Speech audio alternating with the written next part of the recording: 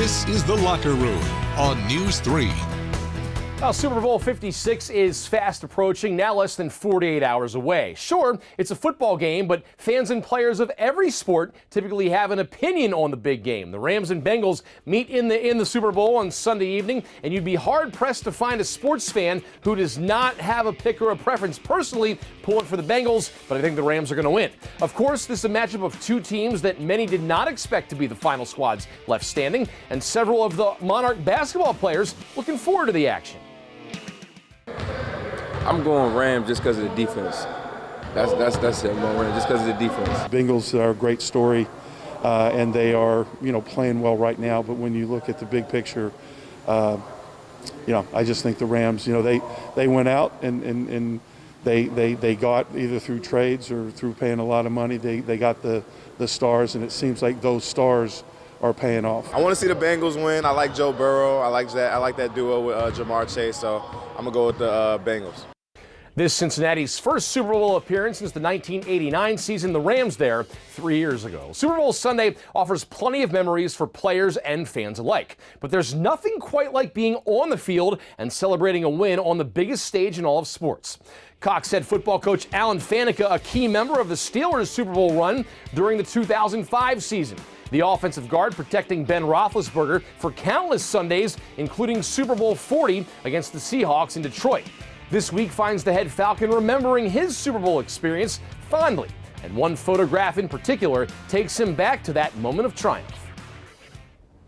I've got the trophy and I'm screaming, and the ticker tape, red, white, and blue is all falling around me, and luckily somebody got that picture for me, and hair on my neck, boom. Every time I see it, man, it doesn't matter if it's, November, August, February, that's just like that special picture, man. I'm right back there on the field in that moment when I look at that picture.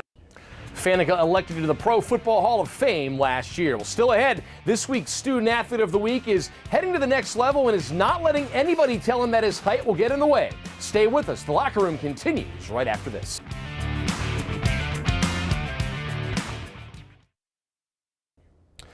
This time of year finds high school standouts signing on to play at the next level. As News 3's Megan Plain tells us, this week's Esprit de Corps Student Athlete of the Week puts pen to paper while proving that his heart is more important than height.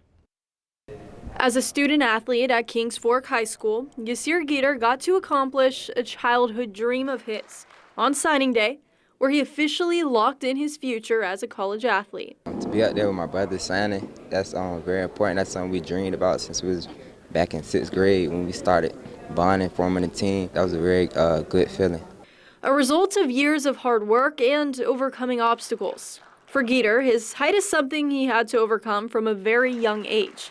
Typically the smallest on the field, he made sure to put in the extra work to make sure his height would not have an effect on his football opportunities. Out there at the games, like the first football team that he played on, he was always the smallest. Even into when he started JV and into high school, it's like, where is he? Where is he? And then you can't find him because you got to look through all the other players. I guess it was just the love that he had for football just overseeded the height that he was at, and he knew he could do it. Heart over height, and I ain't really too scared of nobody bigger than me, nothing like that.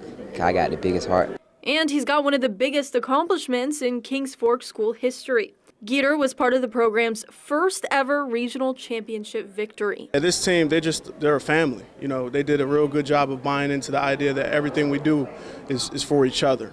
Very unselfish.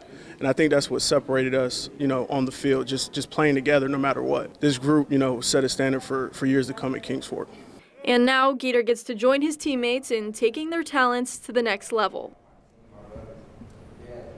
And that was Megan Plain reporting. That wraps up tonight's edition of The Locker Room. Remember, if you joined us late, you can catch the entire program on the sports page of WTKR.com.